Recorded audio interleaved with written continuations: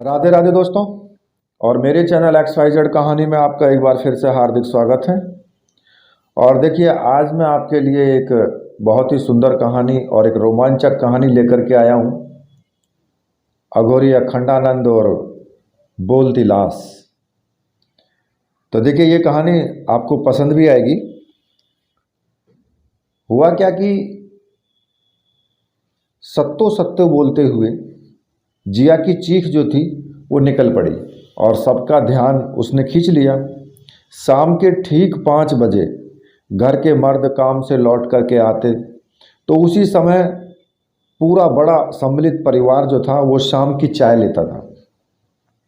घर के जो मालिक थे हरिप्रसाद 57 साल के थे, एक ऑटो फैक्ट्री में फोरमैन थे वो। पत्नी आशा रानी घर की जो देखभाल करती थी, उनकी पत्नी थी।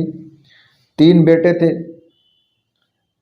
पहला बड़ा बेटा था दिनेश, उसकी पत्नी रमा और उसके 2 बच्चे थे। जिया 7 वर्ष की थी और सिया 5 साल की थी। उसका छोटा बेटा रमेश, उसकी पत्नी शिवानी थी और 4 साल का एक बेटा था उसका देवांश। और तीसरा बेटा सुरेश, उसकी शादी निशा से हुई थी। शादी को 3 साल हो गए थे पर अभी बच्चा कोई नहीं था। निशा जो थी वो एक आधुनिक लड़की थी। एक मल्टीनेशनल कंपनी में वो पब्लिक रिलेशन ऑफिसर थी और कंपनी में एक रुतबा वाला पद मिलने के बाद ही किसी बाल बच्चे का इरादा था। तीनों लड़के अच्छी नौकरी करते थे। तीनों बेटों से छोटी एक बेटी भी थी, स्नेहा, उसका भी विवाह 3 साल पहले किया था। एक बेटी 2 साल की थी, लेकिन स्नेहा से उसे बहुत उम्मीद थी उनको। इसके अलावा हरिप्रसाद के एक दूर के चाचा चाची और उनका बेटा अभय रहता था। चाचा बस कहने को चाचा थे। उम्र हरिप्रसाद के बराबर ही थी। हरिप्रसाद के पिता रघुनंदन प्रसाद वो शहर में रहते थे, तो हर घर की तरह गांव से लोग किसी न किसी काम से शहर आकर रहते। किसी को पढ़ना होता था, किसी को नौकरी करनी होती थी। हरिप्रसाद के चाचा दूर के रिश्ते से थे। नाम अयोध्या प्रसाद। बचपन में ही माँ बाप गुजर गए थे तो अनाथ थे। हरिप्रसाद के पिता को इन्हें अपने पास रखना पसंद आ गया। घर के 1000 काम होते तो अयोध्या प्रसाद खुशी खुशी करते। बेईमानी की चिंता नहीं थी और पगार भी नहीं देनी होती, भाई गांव में खेती बाड़ी का काम देख लेते थे। तो सबकी नज़र में हरिप्रसाद जो थे, हरिप्रसाद के पिता रघुनंदन प्रसाद देवता बन गए थे। हरिप्रसाद के पिता की मृत्यु के बाद अयोध्या प्रसाद ने छोटी मोटी नौकरी कर ली अपने। अब चाची जो थी कौशल्या गरीब परिवार से थी। माँ बाप इनके भी नहीं थे। मामा ने पाला था, शादी करवा कर मुक्त हो गए और भांजी से फिर कोई नाता ही नहीं रखना चाहते थे। लेकिन कौशल्या घर में सब भेदभाव देख करके सब सहती रहती थी। सत्तो हरिप्रसाद की इकलौती बहन थी। उसकी शादी बहुत ऊंचे खानदान में करी, पर शादी के दूसरे ही दिन पति स्वर्ग से धार गए और चौथे दिन सतवंती जो थी यानी सत्तो जो थी वो मैके वापस लौट आई।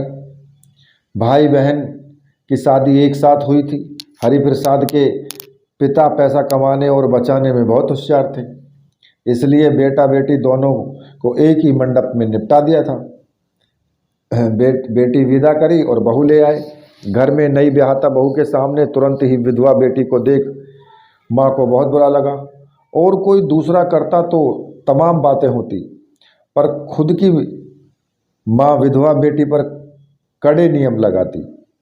बाल खुले न रखना, सूर्यास्त होते ही अपने कोठरी नुमा कमरे में बैठे रहना, सात्विक भोजन के नाम पर उबाल करके बेस्वाद खाना दे देना। माँ सत्तो को सारा दिन रसोई में लगाए रखती और बहू को पलक बिछा करके उसको रखती थी। 6 साल सत्तो अपने ही घर में कैदी बन करके रह गई। माँ के गुजर जाने के बाद आशा रानी घर की मालकिन बन गई। रसोई में इतने बड़े परिवार का बेहिसाब सामान आता, वहाँ से बचत कर आशा रानी का हाथ भरा रहता। मायके में 4 बहनें थीं, पैसा सामान बचाकर मायके भेज देती थी। चाचा की शादी अपने गांव की अनाथ और अनपढ़ लड़की कौशल्या से कर दी। अब सत्तो की जगह कौशल्या ने ले ली। सत्तो को आशा रानी थोड़ा दूर रखना चाहती थी। हर बात तो नहीं, पर पति को पता चलती थी भाई ससुराल का माल मायके कौन भेज रहा है, कैसे भेजा रहा है। सत्तो आशा रानी के बच्चे पालने में पूरा मदद करती। उसकी जीवन कोठरी में ही बंद था। घर में शादी विवाह होती तो सत्तो कोठरी में बंद हो जाती। ऐसे मौके पर विधवा की उपस्थिति होना अपशगुन होता। आशा रानी सबको भर भर कर देती, पर ननद के लिए एक सूती सफ़ेद साड़ी भी न देती। हरिप्रसाद भी शकुन अपशकुन के मारे कुछ नहीं बोलते। पूरे 35 साल रूखा सूखा खाकर गुजारे। सत्तो 19 बरस की थी जब विवाह हुआ था, अब 54 बरस की थी। पिछले कई दिनों से तबीयत खराब रहती। 2 साल से बैठे बैठे पल झपकी आ जाती, हाथ का सामान गिर जाता। गिरने की आवाज़ से कई बार तो वो खुद ही चौंक उठती थी, नहीं तो कोई ना कोई आवाज़ दे देता था। हिलाता डुलाता सत्तो सभी के लिए सत्तो बुआ थी। सभी उनको सत्तो बुआ ही कहते, इसलिए जिया के चीखने पर भी सब आराम से चाय पीते रहे। आशा रानी की नज़र पड़ी कि सत्तो धीरे धीरे लुढ़कती जा रही थी। आशा रानी भी जोर से चिल्लाई, अरे कौशल्या, अरे रमेश, देख लल्ली को तो लुढ़कती जा रही है। सब सत्तो बुआ की तरफ दौड़े। दिनेश रमेश उठकर गाड़ी तक ले आए। सुरेश जितनी तेज़ गाड़ी चला सकता था उतनी तेज़ गाड़ी चलाकर सिविल अस्पताल पहुंचा। डॉक्टर ने उसको वहां पर मृत घोषित कर दिया। जरूरी कार्रवाई करके सत्तो बुआ का शरीर अस्पताल की एम्बुलेंस में लाया गया। सब घर पहुंचते ही हरिप्रसाद ने आशा रानी को कमरे में बुलाकर कमरा बंद किया। हरिप्रसाद ने बहुत धीमे स्वर में कहा, पूछा, सत्तो का सब गहना जेवर ले आओ, सारे कागज पत्तर भी उठा लाओ। आशा रानी बोली, फिक्र मत करो, सब गहना जेवर मैंने पहले ही संभाल के रखा है। फिर भी रोज के पहनने वाली अंगूठी बुंदे तो थे ही, कागज पत्तर भी होंगे। जाओ जाकर देख आओ, हरिप्रसाद ने आदेश देते हुए कहा। सत्तो बुआ कमरे जाकर बचे कुचे हुए जो भी गहने थे, जेवर थे, और आशा रानी धीरे धीरे दलान पार करती हुई सतवंती की जो कोठरी नुमा कमरे में पहुंची। उन्हें एक एक चीज़ का पता था। कमरे में जाकर झपट कर सारा नकद गहना कागज सभी जीवन बीमा के हों वो लेकर भागी भागी पति के पास आई। हरिप्रसाद ने सबका मुआयना किया, पूछा, हीरे कहाँ हैं? आशा रानी चौंकी, हीरे? इतने साल दोनों भाई बहन हीरे दबाए रहे, अब बहन चली गई तो बता रहे हो? आशा रानी बेहद व्याकुल हो रही थी। हाँ, 2 बड़े हीरे थे, माँ के पास कोई 1-1 करोड़ या उससे ज़्यादा के ही होंगे, हरिप्रसाद ने फुसफुसाते हुए कहा। हरिप्रसाद आशा रानी के साथ दोबारा सत्तो की जो कोठरी थी उसमें गए। जमीन पर जो दरी बिछी हुई थी, जिंदगी भर जमीन पर सोई उबला हुआ खाया, अब पता चल रहा है कि इतना गहना जेवर के अलावा 2 बड़े बड़े हीरे भी थे। दोनों मियाँ बीवी ने खेस हटा करके कोठरी को बार बार झाड़ू लगाई, हीरों का कोई सुराग नहीं मिला। हरिप्रसाद हाथ मलते रह गए। आशा रानी ने एक उपाय सुझाया, देखो तुम हंसी उड़ाओगे, पर मेरे पास एक उपाय है, मुर्दों को भी बुलवा दे। हरिप्रसाद बोले, कहीं तुम अघोरी अखंडानंद की तो बात नहीं कर रहे हो? हरिप्रसाद एकदम संजीदा थे। आशा रानी हाथ जोड़ती हुई बोली, हाँ, अघोरी अखंडानंद, तुम्हें याद है? चलो फटाफट बर्फ़ की सिल्लियाँ मंगवाओ। आशा रानी पूरे एक्शन में आ गई। बाहर निकलकर दोनों पति पत्नी ने देखो तुम्हारी सत्तो बुआ बिना कुछ कहे सुने ही चली गई, तो हम चाह रहे हैं कि अघोरी अखंडानंद को बुलाकर उसकी अंतिम इच्छा जान लें। अभी किसी ने बताया कि बुआ नहीं रही, एम्बुलेंस आई थी तो सबको यही बताना कि बुआ बीमार है। दोनों पति पत्नी कार से निकल गए। घर में सब लोग थे, सब जानते थे कि सत्तो बुआ की जो घर में हालत थी, क्या ये सच में अंतिम इच्छा जानना चाहते थे। तो देखिए, ये सभी लोगों के मन में था कि भाई वो अंतिम इच्छा उसकी क्या थी, ये जानना चाहते थे वो लोग। अब दोनों पति पत्नी गाड़ी लेकर के और निकल पड़े। आशा रानी के मायके में अघोरी अखंडानंद का आना जाना था। तो आशा रानी के पिताजी अघोरी विद्या सीखना चाहते थे, इसलिए वो अखंडानंद की शरण में गए थे। पर दिल के कच्चे थे, आत्माओं से संवाद करने के लिए मजबूत दिल होना चाहिए। एक बार रात में अघोरी अखंडानंद की सेवा करने का विचार से वो भोजन लेकर के गए थे। अघोरी दिन में आराम करते थे और सोते थे और फिर सारी रात खाते पीते थे और सब साधना करते थे। आशा रानी के पिताजी कई बार पहले भी गए थे, पर उस दिन अघोरी अखंडानंद सब साधना करने वाले थे। वैसे किसी को भी आने जाने की आज्ञा नहीं थी, पर आशा रानी के पिताजी नियमित रूप से अखंडानंद के पास दर्शन को जाते थे। सभी उन्हें अखंडानंद का चेला समझते थे। अब आशा रानी के पिताजी ने जैसे ही कुटिया में प्रवेश किया, अखंडानंद के सामने पड़ा मुर्दा अचानक खड़ा हो गया, जोर जोर से अट्ठास करने लगा। आशा रानी के पिताजी की चीख निकल गई और वो बेहोश हो गए। उनके ऐसा करने पर बहुत ही विकट स्थिति उत्पन्न हो गई। अखंडानंद की पकड़ में आई मृत व्यक्ति की आत्मा मुक्त हो गई और उसने कमजोर और बेहोश पड़े आशा रानी के पिताजी के शरीर को हत्याना चाहा। अखंडानंद की अपार शक्ति इसमें नष्ट हो गई, पर बहुत बड़ा संकट टला। अगर उस मृत आत्मा ने शरीर पर कब्जा कर लिया होता तो अखंडानंद की इतनी शक्ति समाप्त हो जाती कि उसकी मृत्यु भी हो सकती थी। इस घटना के 3 साल तक अखंडानंद ने आशा रानी के पिताजी को अपने पास रखा। 2 प्रेतों को रक्षक उसको बनाया।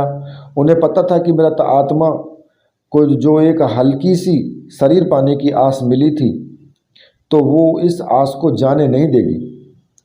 आत्मा की मुक्ति के निकट भविष्य में कोई उम्मीद नहीं थी। वो एक बुरी आत्मा थी। उस जरा से हादसे से वो जान गई थी कि आशा रानी के पिताजी एक कमज़ोर मनुष्य हैं, शरीर कब्जाना करना आसान है उन पर। 3 साल अखंडानंद ने उन्हें कई अनुष्ठान सिखाए, आत्माओं से डर दूर किया, अगर कोई आत्मा हमला करे तो उसे बचना भी सिखाया। ये बात तब हुई थी जब आशा रानी के पिताजी का विवाह नहीं हुआ था। अखंडानंद ने ही उनकी शादी करवाई और गृहस्थ जीवन की सलाह दी। अघोरी रिहायशी इलाकों में नहीं जाते, शमशान के आसपास कभी कभी दिख जाते थे। वैसे वो निर्जन स्थान में अकेले या अन्य अघोरियों के साथ रहते थे। आशा रानी के माता पिता दोनों ही अघोरपंथी थे। हर काम काज अघोरी अखंडानंद से पूछकर ही करते थे, इसलिए आशा रानी अघोरी अखंडानंद को जानती थी और ये भी जानती थी कि वो सब साधना करते हैं। उनका निवास स्थायी नहीं था, पर उनका पता लगाने के लिए आशा रानी को पहले अपने मायके जाना था। माता पिता तो नहीं रहे, पर 4 में से 2 बहनों के पति भी अघोरपंथी थे और मायके वाले घर के आसपास रहते थे।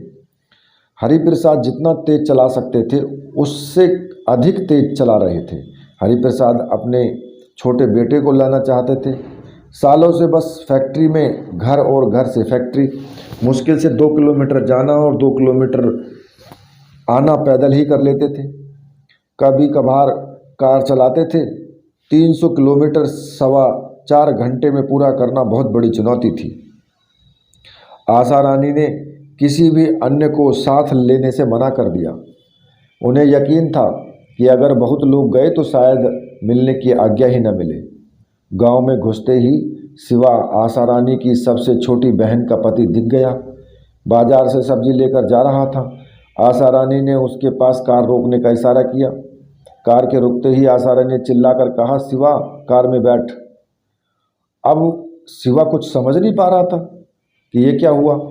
बड़ी दीदी है, ये उसे कार के अंदर बैठकर समझ आया। शिवा अघोरियों की सेवा करता था, चिलम भरता था, गांव से भोजन लाता था, इसलिए कि रात में उनके साथ चिलम फूंकने को मिलेगी। आशा रानी की सबसे छोटी बहन कुसुम रानी का विवाह अखंडानंद ने ही शिवा से करवाया था। अब 3 बच्चों का बाप था वो। छोटा मोटा काम करके अपना और अपने परिवार का पेट भरता था। आशा रानी ने कहा, अखंडानंद से मिलना है तुरंत। कहाँ मिलेंगे? शिवा ने कहा, चलो दाएं मुड़कर शमशान चलो। शमशान में उतरकर शिवा 2 मिनट में वापस आ गया। तेजी से बढ़ते हुए कहा, चलो नाव से टापू तक जाना होगा। दोनों पति पत्नी लगभग भागते हुए शिवा के पीछे पीछे दौड़े। नाव में बैठकर आशा रानी ने पूछा, अखंडानंद है अभी? शिवा जोर से हंसते हुए बोला, अब पूछ रही हो? हाँ है, और एकदम स्वस्थ। आशा रानी हैरान होकर सोच रही थी कि आखिर अखंडानंद कितने वर्ष के होंगे। नाव टापू पर लगा करके शिवा ने दोनों को उतारा और तेजी से भागते हुए आंखों से ओझल हो गया। दोनों पति पत्नी जिस दिशा में शिवा गया था उधर को ही चल पड़े। सूरज डूब रहा था, शाम का छुटपुटा छाया हुआ था। नई जगह, घर में हुई मौत और अघोरियों की बस्ती, दोनों ही बेहद डरे हुए थे। अचानक एक झाड़ी के पीछे से एक लंबा तगड़ा अघोरी निकला। पूरे शरीर पर भभूत के अलावा कुछ नहीं था। जोर का अट्ठास करते हुए बोला, ताजा लाश, ताजा लाश। हरिप्रसाद ने किसी अघोरी को पहली बार देखा था। इतना विकराल रूप देखकर उसके हाथ पैर ठंडे हो गए। तभी शिवा आ गया। दोनों का हाथ पकड़कर एक और तेजी से चल पड़ा। बोला, चलो जल्दी चलो, सूर्यास्त हो गया है। बस 1 घंटे का काम है, फिर इस टापू पर रहना खतरे से खाली नहीं है। दोनों गिरते पड़ते शिवा के साथ कदम मिलाने की कोशिश करते हुए 5 मिनट चलते रहे। फिर एक बड़े से मठ पहुंचे। चारों तरफ घंटे, घड़ियाल और शंख बज रहे थे। शिवा दोनों को अंदर एक बहुत बड़े आंगन के बीच ले गया। एक अघोरी बैठा था, उसकी पीठ इन लोगों की तरफ थी। ये जब 10 कदम की दूरी पर थे तो अघोरी अचानक पलट गया। लंबे लंबे बाल, लाल आंखें, पूरा शरीर शमशान की राख थी। कपड़े के नाम पर एक छोटी सी लंगोटी थी। सामने हवन कुंड में धीमी धीमी अग्नि जल रही थी। एक नरमुंड रखा था। लग रहा था जैसे बहुत भीड़ हो, बहुत कोलाहल था। अखंडानंद देखते ही बोले, आसाराम की बड़ी बेटी।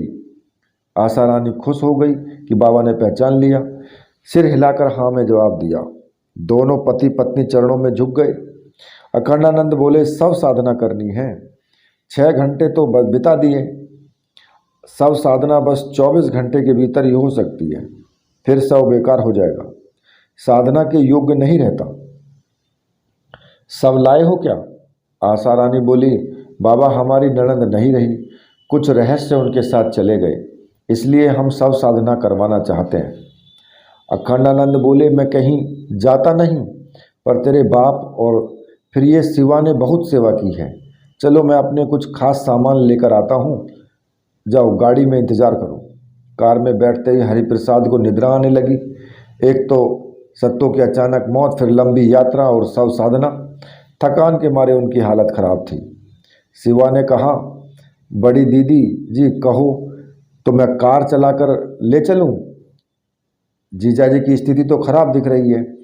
आशा रानी ने हैरानी से पूछा, हाँ तुम्हें कार आती है चलानी? तो फिर चलो।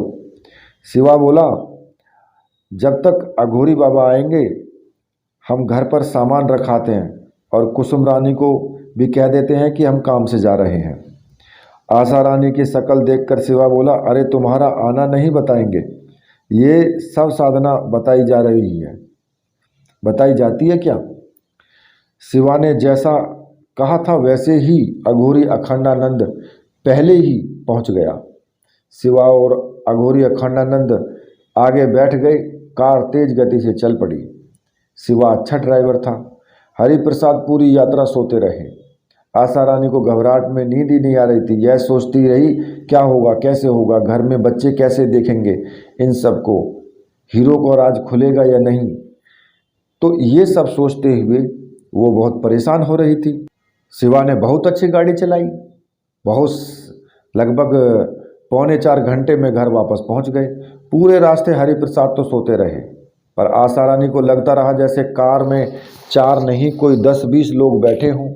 उनका हंसना बोलना अस्पष्ट या सुनाई दे रहा था। आशा रानी ने किसी तरह सांस रोके यात्रा समाप्त की। घर पर एकदम सन्नाटा था, ऐसा लग रहा था कि किसी की मृत्यु हो गई हो। हरिप्रसाद कार रुकने से चौंक कर उठे। वो अनुमान लगा रहे थे कि कहाँ हैं, क्या चल रहा है। तभी अखंडानंद ने अपनी रहस्यमय आवाज़ में पूछा, मुझे ऐसा क्यों लग रहा है कि तुम लोगों ने ही हत्या की है? तुम्हारे शरीर से रक्त की गंध आ रही है। अखंडानंद ने अपना मुख हरिप्रसाद के मुख के बिल्कुल पास लाकर कहा, अगर किसी भी पल मुझे लगा कि तुमने कुछ गलत किया है, मैं वहीं भस्म कर दूंगा। तू मेरी शक्ति नहीं जानता। अखंडानंद की आंखें अंगारे की तरह जल रही थी। अखंडानंद ने घर के अंदर प्रवेश किया। सत्तो बुआ का शरीर उनके कमरे में ही था। जरा सा 8x6 की कोठरी में सत्तो बुआ का 5 फीट का शरीर बर्फ की सिल्लियों के बीच फंसा था। एक कोने में छोटी सी लड़की थी, एक कोने में छोटी सी खिड़की थी। एक तरफ की दीवार में बिना दरवाजे की अलमारी थी। उसमें सत्तो बुआ के कपड़े व अन्य जरूरी सामान रखे थे।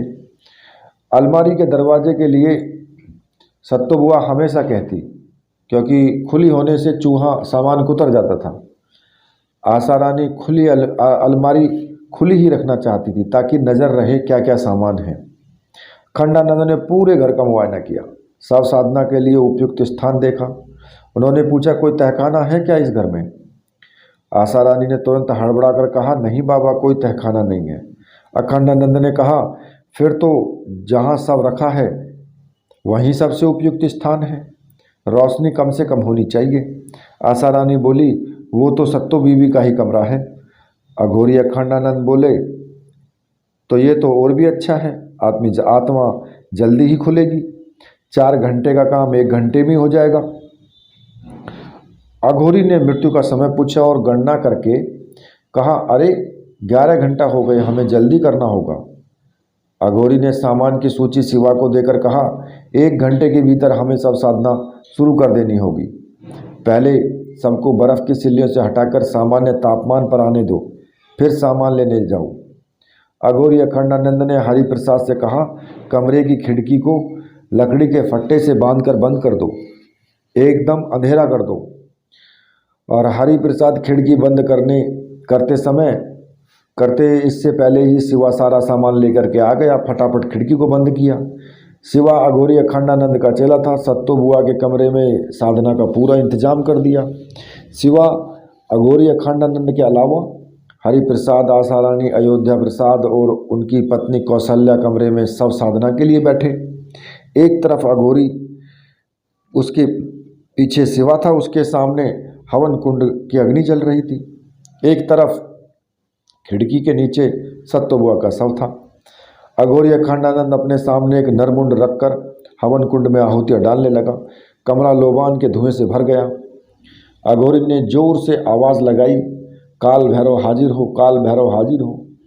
जोर जोर से अघोरी अखंडानंद आवाज़ दे रहा था। गुस्से में तमतमा कर अघोरी ने जोर से कहा, तेरी इतनी हिम्मत, अभी तक हाजिर नहीं हुआ, अब देख मैं तेरा क्या हाल करता हूँ। तभी कमरे में बिजली चमकने लगी। अलग अलग रंग की चमकीली रोशनी में भयानक दृश्य उपस्थित हो रहा था। अघोरी बोला, आ काल भैरव, तेरी पूजा करता हूँ। तभी अघोरी के सामने खड़ी खोपड़ी हवा में उछली, जमीन पर टप से गेंद की तरह वह टकराई, फिर ऊपर उठी और फिर जमीन से टकराई। अब की बार उठी तो हवा में 4 फीट ऊपर गोल गोल चक्कर काटने लगी। कमरे में बैठे घर के सदस्य को सबके रोंगटे खड़े हो गए। एक अजीब सी नाक से निकली आवाज़ में कोई नकियाना जैसे, अघोरी, अघोरी, अरे मैं तेरा गुलाम हूँ। मैं तेरी साधना शुरू होते ही समझ गया था, पर तेरी इस शव की आत्मा बहुत आगे निकल गई है। इसकी आत्मा तो ऐसे भागी कि लग ही नहीं रहा था कि इसका शव अभी तक सुरक्षित रह पाएगा। मैंने उसे बुलाया पर उसने मना कर दिया। उसने साफ कह दिया, मेरा इस घर और इस घर के लोगों का कोई कर्जा नहीं है। कमरे में बैठे परिवार के सदस्यों का डर के मारे खून जम रहा था, पर यह जवाब सुनते ही अघोरी सख्ते में आ गया। चूकते ही उसने कहा, काल भैरव आ कुछ खा ले। यह कहते ही अघोरी ताबड़तोड़ चीज़ें खाने लगा। 3-4 किलो फल, 2 किलो मिठाई, बेतहाशा शराब पीता गया। इतनी उम्र का आदमी इतना सब कुछ, वो भी कुछ क्षण में पेट में भर ले, बिल्कुल यकीन करने लायक नहीं था। लेकिन सब अपनी आंखों से देख रहे थे। अचानक सब शांत हो गया। खोपड़ी फिर अपनी जगह स्थापित हो गई। लोबान का धुआं छट गया। कमरे में अंधेरा घना हो गया। अघोरी ने कहा, काल भैरव खुश है? काल भैरव ने अपनी नकियाई आवाज में जोर जोर से हंसते हुए कहा, हाँ खुश, बहुत खुश। अघोरी बोला, खुश है तो उठाकर लाए इस सत्तों की आत्मा को। काल भैरव फिर नकियाना आवाज में बोला, ए अघोरी, पगला गया है? एक आत्मा जब तक संस्कार न हो जाए नर और मादा रहती है। संस्कार के बाद वो बस आत्मा बन जाती है। मैं मादा आत्मा नहीं ला सकता। फिर ये आत्मा बहुत पवित्र लगी तो बहुत मजबूत होगी। काल भैरवी को बुला लो। काल भैरव नकियाई आवाज में जोर से हंसा। अघोरी इस नकियाई हंसी पर खिन्न हो गया। न जाने उसने अग्नि में क्या डाला कि नकियानी आवाज चीख उठी, माफ कर दे, छोड़ दे। अघोरी, मैंने तो मजाक किया था। अघोरी गहरी सोच में था। काल भैरवी आजाद प्रेतात्मा थी। क्या वो आसानी से आएगी? सीधा साधा सब साधना का काम इतना जटिल कैसे हो गया?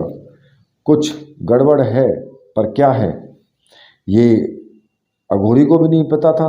धीरे धीरे वो सोचने लगा। अब हुआ क्या कि सुबह के टाइम होने वाला था तो सब साधना कर किसी मुर्दे से राज उगलवाना अखंडानंद के बाएं हाथ का खेल था। पर यहाँ जरा सा सब साधना का काम इतना कठिन हो रहा था। अघोरी ने हरिप्रसाद से कहा कि देख, अगर कोई आत्मा नहीं आती तो इसका मतलब होता है कि वो परिवार से नाराज है। लगता है परिवार ने उसे बहुत कष्ट दिए हैं। अपने गुलाम प्रेत पिशाचों के अलावा मुझे काल भैरवी को बुलाना पड़ रहा है। किसी को बाहर से बुलाना मेरा बहुत बड़ा नुकसान है। हरिप्रसाद ने कहा, बाबा, हीरे बहुत कीमती हैं। एक हीरा 1 करोड़ से कम नहीं होगा। हम 1 हीरा आपको दे देंगे, पर एक बार सत्तों को बुलाना जरूरी है।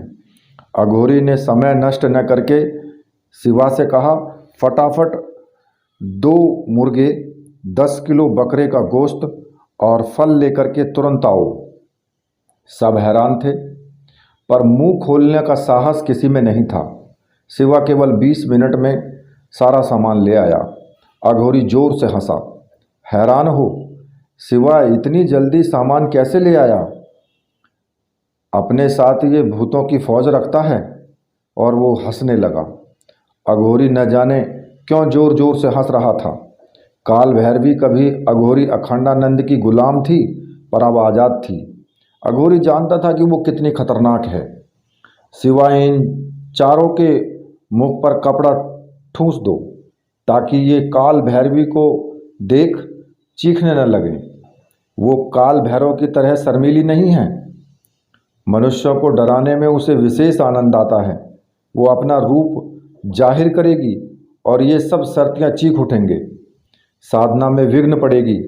अघोरी ने शिवा को आदेश दिया। शिवा ने सत्तो बुआ की अलमारी से कुछ कपड़े निकाले। सारे अपनी अपनी जगह पर बुत की तरह बैठे थे। वो सोच ही नहीं पाते और वो बिल्कुल भी सोच नहीं पा रहे थे कि क्या भयानक होगा। जो भी हो रहा था वही खून जमाने के लिए काफ़ी था। शिवा ने सबके मुंह में कपड़ा भर दिया। अघोरी ने अग्नि को तेज किया। कई सारी सामग्री को अग्नि में डालता गया और जोर जोर से मंत्र का जाप करता गया। ओम ह्रीम क्लीम चामुंडाय नमः। कमरे का अंधेरा और धुआं बढ़ता गया। तेज रंग बिरंगी बिजली कड़कने लगी। चमक के बीच बीच में जो दृश्य उपस्थित हो रहा था वो दिल को दहलाने वाला था। अघोरी बकरे का कच्चा मांस खाता जा रहा था। काल भैरवी, तुरंत हाजिर हो, नहीं तो तुम मुझे जानती हो। अघोरी जोर से चीखा। अचानक कमरे में एक बड़ा सा सांप फुंकारा। आशा रानी बेहोश होकर हरिप्रसाद के कंधे पर गिर पड़ी। कमरे में बिच्छू, ढेरों छोटे सांप रेंगने लगे। अघोरी ने एक मुर्गे को पकड़ा और गर्दन रेतने लगा। मुर्गे की गर्दन से खून टपकने लगा, टप टप। अघोरी विजयी हंसी के साथ हंसा जोर से। आ रही है काल भैरवी। काल भैरव, तुम डर तो नहीं रहे हो? कमरे में अचानक एक खतरनाक चेहरा प्रकट हुआ। मुख से रक्त टपक रहा था। सिर पर बालों की जगह ढेरों सांप थे। कमरे में सड़े मांस की तेज दुर्गंध आने लगी। काल भैरवी ने तमक कर नाक की आवाज़ में कहा, ए अघोरी, मैं तेरी गुलाम नहीं जो मुंह उठाकर बुलावा भेज दिया। ये तेरा काल भैरव क्या करता है कमबख्त? देख पाँव फटने को है, फटाफट काम बता। अघोरी ने काल भैरव को डांटा। ए काल भैरवी, तू मेरी गुलाम न सही, पर मैं जब भी बुलाऊंगा तुझे आना ही होगा। अघोरी ने गुस्से में मुर्गे की गर्दन तोड़ हवन कुंड में डाल दी। काल भैरवी अपना सिर बुरी तरह हिलाने लगी। अघोरी ने कहा, देख, ये जो लाश पड़ी है इसकी आत्मा को बुला कर लाना है। ये आना नहीं चाह रही है, पकड़ कर लाना होगा।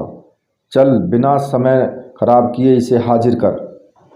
आशा रानी बीच बीच में होश में आती, फिर बेहोश हो जाती। कपड़ा तो मुंह में ठूसा हुआ था, तो सभी की चीख अंदर ही घुट रही थी। कोई 10 मिनट बाद ही पानी में चलने की आवाज़ आने लगी, छप छप। ऐसा लग रहा था जैसे कोई पानी में चल रहा हो। काल भैरव नकियानी आवाज़ में बोला, अरे ये आत्मा तो भागती जा रही है, नदी तक पहुंच गई। अघोरी ने कहा, इस परिवार ने कुछ बहुत गलत किया है।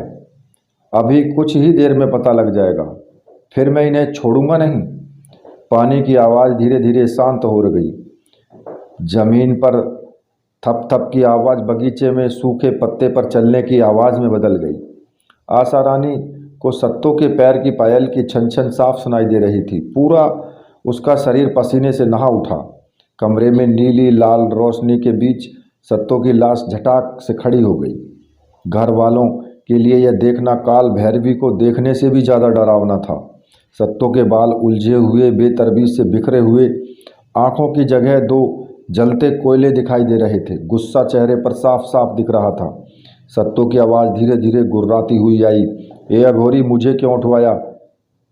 क्या तू मेरे घटिया परिवार के लोगों का साथ दे रहा है? जानता है न, अगर तू किसी सच्ची और पवित्र आत्मा पर जुल्म करेगा तो तुझे भी सज़ा मिलेगी, बराबर मिलेगी। अघोरी देखते ही समझ गया, आत्मा पवित्र है।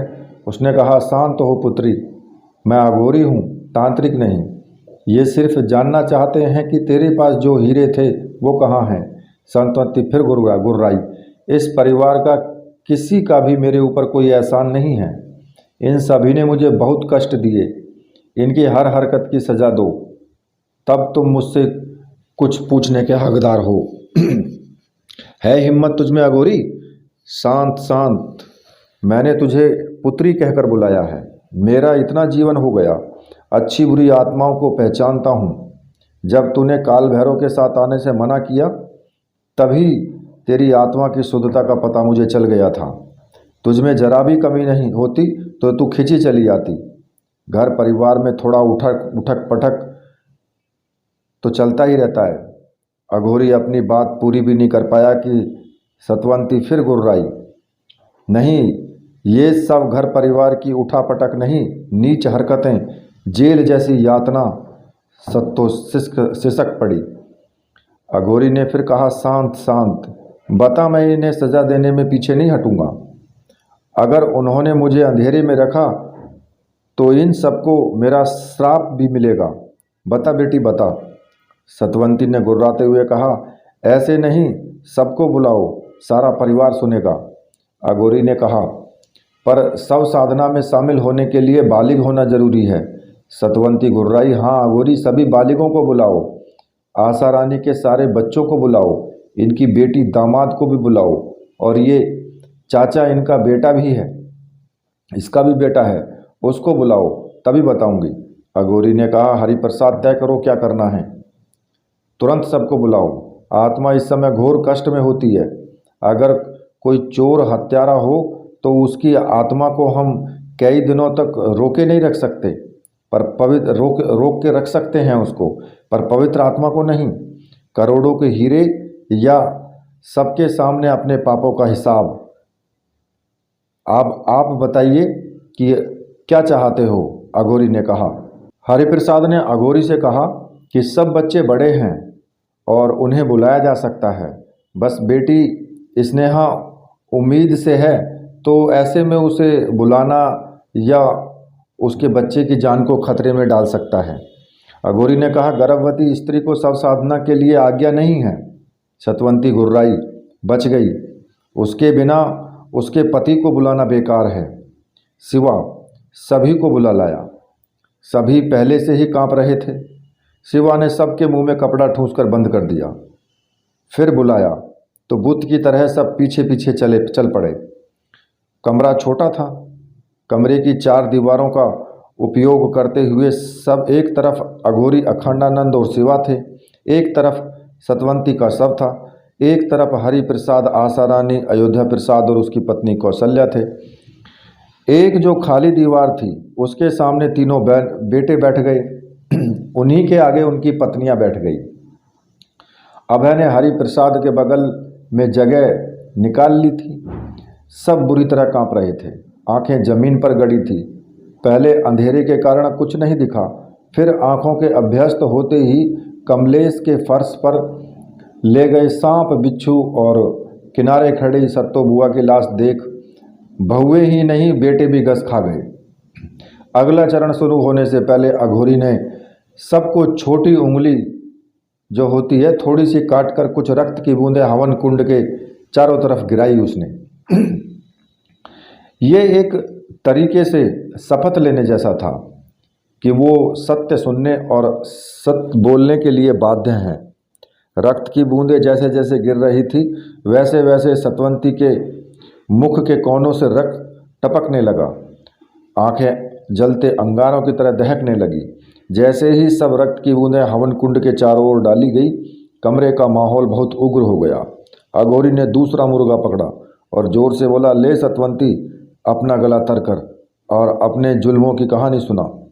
ऐसा कहकर उसने मुर्गे का गला रेत दिया और सभी रक्त की बूंदें से एक एक बूंद मुर्गे पर छिड़क दी। सतवंती के शव के मुख से रक्त टपक रहा था। कमरे के अंधकार में चमकती रंग बिरंगी बिजलियां खौफनाक माहौल बना रही थी। हाँ अघोरी, तूने मुझे बोलने पर मजबूर कर दिया। सतवंती फिर गुर्राई। इस घर में बेटी बोझ थी। शुरू से मेरे माँ बाप दोनों भेदभाव करते। बाप तो अपने काम में व्यस्त रहते, पर माँ वो बार बार मुझे जतलाती रहती कि मैं लड़की हूँ और कभी भी हरी के बराबर नहीं कर सकती। हरी मुझसे 5 साल बड़ा है। ऐसे माहौल में इसे जैसा बनना था बन गया। बेहद अकड़ू, बेहद क्रूर। ये कुछ नहीं, पर मेरे साथ मेरे माता पिता ने जो छल किया, जो शायद एक दुश्मन भी न करे। उन्होंने मेरी शादी नहीं, एक सौदा किया था। एक मृत्युशैया पर लेटे व्यक्ति से सिर्फ इसलिए शादी करवा दी क्योंकि वो बेहद अमीर थे और दूर के रिश्ते में किसी राजघराने से संबंध रखते थे और अपने युवा बेटी की मुक्ति के लिए उसका विवाह करना चाहते थे। पर कोई भी पिता को अपनी बेटी का सौदा मंजूर नहीं था। उनके पंडित ने मेरे पिता से कहा, वह सहर्ष राजी हो गए। सौदे में बेहिसाब सोना चांदी, 4 बड़े हीरे और ये घर भी मुझे दिया गया था। पिताजी ने लालच में पैसा इधर उधर लगाया और बहुत नुकसान हुआ। वो मुझसे एक एक पाई लेना चाहते थे, लेकिन मैंने ऐसा नहीं होने दिया। माँ का सौतेला व्यवहार जग जाहिर था, लेकिन कर्मों का फल मिलता है। दोनों मुक्त ही नहीं हुए। स्वर्ग नरक तो मुक्त होने पर मिलते हैं। अघोरी ने बीच में अग्नि तेज की। मुर्गे की कटी गर्दन से टपकता हुआ रक्त डाला। अघोरी लोबान डालने वाला था कि सत्तो गुर्राई, ए अघोरी, खाली मुर्गा नहीं, मानव रक्त भी डाल। ये कहकर भयानक हंसी हंसने लगी। अघोरी के सामने रखी खोपड़ी हवा में तेजी से घूमने लगी और अयोध्या प्रसाद की गोद में गिर गई। अघोरी ने अयोध्या प्रसाद का हाथ लेकर मध्यमा छोटी सी जो उंगली थी वो रेत करके खून बिलबिलाकर निकाला और हवन कुंड में गिरा दिया। अग्नि की लपटें छत को छूने लगी। चाचा, ए चाचा, कैसे हो? सत्तो की गुर्राहट बढ़ गई थी। चाचा के पसीने छूटने लगे। ये कहने को मेरा चाचा है, पर हरदम मुझ पर हाथ साफ करने की कोशिश में लगा रहा। पहले मुझे समझ नहीं थी, पिता और भाई की तरह ही मैंने इसे समझा, पर इसकी नीयत मुझे जब समझ में आई, जब विधवा होकर मैं वापस आई। हाल तक इसने मौका नहीं छोड़ा। कमरे में इस आशा रानी ने कुंडी नहीं लगाने दी। मैं हर रात दरवाजे के आगे ही लेटती। क्या इस घर के लोगों का कोई कर्तव्य था? किसी से कुछ भी कहना बेकार? हाँ, मैंने इसे हाथ लगाने नहीं दिया, पर इसने इस नरक को घोर नरक बना दिया था। अब सुन लिया अघोरी, तो मैं जा सकती हूँ? सत्तो गुस्से में बोली। अघोरी अखंडानंद ने कहा, पर मैं इसे बराबर सजा दूंगा। सजा? क्या ये सजा के लिए तैयार है? सत्तो ने पूछा। खंडानंद ने कमरे में उपस्थित लोगों को बताया, देखो, तुम सबने सत्तो पर जुल्म किए हैं और तुम्हारा कोई एहसान नहीं है। हर जुल्म की सजा मिलने पर ही हम सत्तो की आत्मा से कुछ पूछ सकते हैं। बोलो, क्या तुम लोग तैयार हो? अयोध्या प्रसाद ने मुंह का कपड़ा हटाकर कहा, सजा क्या मिलेगी? अघोरी अखंडानंद बोला, सजा अदृश्य आत्माएं तय करती है। वो कृत्य के अनुसार सजा तय करती हैं। इसमें न वो किसी की राय पूछती हैं, न कम ज़्यादा करने के लिए पूछती हैं। क्या सत्तो की कही सब बात से तुम एतबार रखते हो? अयोध्या प्रसाद ने कहा, मैं सजा के लिए तैयार हूँ। अघोरी ने अदृश्य आत्माओं का आवाहन किया। ये अयोध्या प्रसाद ने अपना अपराध स्वीकार कर लिया है और दंड के लिए तैयार है। कमरे का तापमान अचानक ही बहुत बढ़ गया। लगा भट्टी के पास बैठे हैं। अचानक अयोध्या प्रसाद चीखने लगा। उसने मुख पर कपड़ा नहीं लगाया था। हाय हाय, जल गया। किसी ने गरम तेल डाल दिया। अयोध्या प्रसाद बुरी तरह से तड़प रहा था। शिवा ने उसके मुख में कपड़ा ठूंसकर आवाज़ बंद कर दी। सब सांस रोके बैठे थे। अगली बारी किसकी होगी, इसके लिए खोपड़ी एक बार फिर हवा में उड़ी और गोल गोल घूमते हरिप्रसाद के गोद में जा गिरी। हरिप्रसाद थर-थर कांपने लगा। भाई, तेरी बारी, बता तूने क्या किया? दुनिया के लिए देवता, विधवा बहन को अपने पास रखा, देखभाल करी और असलियत ठीक इसकी उल्टी। पिता के मरते ही इसने सारी ज़मीन जायदाद, ये मकान, 40 बीघा ज़मीन खेत अपने नाम करने के लिए मुझ पर दबाव डाला। मुझे दसियों दिन तक भूखा रखा। मेरे राजी न होने पर मुझे मार डालने की साजिश रच ली। एक हत्यारे को बुलवाया, उसे भी यह कहानी कि विधवा बहन को रखा प्यार की छाँव में, पर वो हत्यारा इंसान निकला। सब समझ गया कि मेरा सब हड़पना चाहते हैं। वो मेरा भाई बन गया और इस हरि प्रसाद को धमकी दी कि जरा भी सताया तो जान ले लूँगा। हर रक्षा बंधन पर राखी लेकर आता। अब बता हरि प्रसाद, तू विधवा बहन का रक्षक था या भक्षक? हरि प्रसाद ने सब कबूल लिया और सजा के लिए तैयार हो गया। अदृश्य आत्माओं ने उसके कपड़े तार तार कर दिए। पूरे शरीर पर कोड़ों के निशान थे। उसकी चीखें कपड़े के कारण अंदर घुट करके रह गई। अब की खोपड़ी ने दिनेश को पकड़ा। सत्तो ने अट्ठास किया, पूरा खानदान ही बर्बाद है। दिनेश के नशे की बुरी लत थी। पैसों की ज़रूरत वो बुआ से पूरी करता, कभी ज़बरदस्ती से, कभी चोरी से। इसके माँ बाप ये सोचकर कुछ नहीं कहते कि बेटा बुआ को लूट रहा है, ये सब सही है। इससे छोटा रमेश गंदी वीडियो चलाता था। देख देख इतना दीवाना हो गया कि पूछो मत। हरि प्रसाद को पैसा चाहिए था। सबसे छोटा सुरेश बड़े भाइयों का साथ देता था। इतना कहकर सत्तो एकदम चुप हो गई। अघोरी हैरान। सोचा सत्तो ने अपना सारा दुख दर्द बयां कर दिया, पर अचानक ही बिजली कड़कने लगी उस एक खोपड़ी के अलावा कई छोटी बड़ी अन्य खोपड़ियां पूरे कमरे में नाचने लगी। रक्त की बारिश होने लगी। अघोरी अखंडानंद घबरा गए। इस तांडव को रोकना उनके लिए भी थोड़ा मुश्किल था।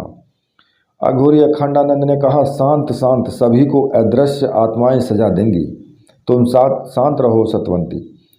आशा रानी ने तेरे साथ क्या किया बता सत्तो। सत्तो जोर से गुर्राई। वो बहुत क्रोधित थी। ए हरि प्रसाद, तू काल भैरवी से डर रहा है। तेरी बीवी इससे 10 गुना खतरनाक है। इसने अपने बच्चों को सिर्फ पैसों के लिए बिगाड़ा। ये हत्या कर चोरी करे कोई परवाह नहीं। इसने मुझे दाने दाने के लिए तरसाया। जो कहा भी तो थूक कर। ये 2 बार मेरा सौदा करी थी। अब इसे मेरे हीरे चाहिए। इसे नहीं पता कि हीरे मैंने इसको कब के दिए थे। मेरे सामानों का क्या करती थी? या तो फेंक देती थी या मायके भेज देती थी। अघोरी अभी इसकी बेटी का कृत्य भी है। मैंने बिना लालच और द्वेष के जीवन बिताया। आज इस सब साधना से अघोरी तूने मुझे अपने कष्ट बताने को मजबूर कर दिया। तू अब और मुझे नहीं रोक सकता। मेरा ये घर मैं तुझे देती हूँ। मेरा दाह संस्कार अच्छी तरह से करना। मैं चली। सत्तो की आत्मा के जाते ही सब शांत हो गया। अघोरी ने हरि प्रसाद और आशा रानी को श्राप दिया। तुम्हें मैं भले इंसान समझकर आया और तुम राक्षस निकले। बस दोबारा कभी मत आना। तुम सब दाने दाने को मोहताज होंगे और तिल तिल कर मरोगे। ये कहकर वो निकल गया। शिवा भी पीछे पीछे निकला। अघोरी ने कहा, शिवा, संस्कार करके आना। अपना कमंडल उठाकर भस्म अपने शरीर पर फेंककर अघोरी अखंडानंद चल पड़ा एक और साधना के लिए। तो देखिए दोस्तों, ये कहानी आपको कैसी लगी? कहानी अच्छी लगी तो कहानी को लाइक कीजिए, सब्सक्राइब कीजिए चैनल को और कमेंट ज़रूर कीजिए। इसी के साथ आपसे विदा लेता हूँ। राधे राधे।